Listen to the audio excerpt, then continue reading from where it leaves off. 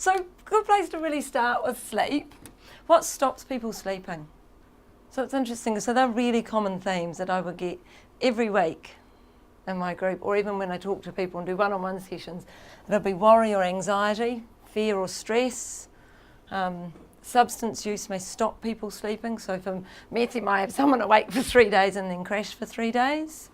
So we get all those changes that we get around that with substances. Noise is quite a big one, being woken up by an unusual noise or it being too quiet. So both of those will go hand in hand.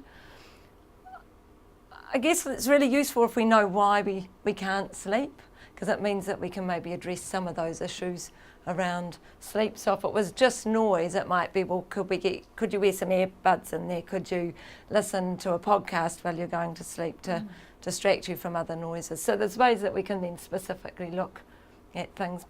So if they stop us sleeping, what do we do at the moment to help us sleep? Again, and I guess this is a good way to start because it gives us an idea of what knowledge people have got. You know, they might say nothing, I just sit there having a smoke and a coffee, waiting. It gives us a good idea of what knowledge people have got to start with. So we've got some strategies there which are really good.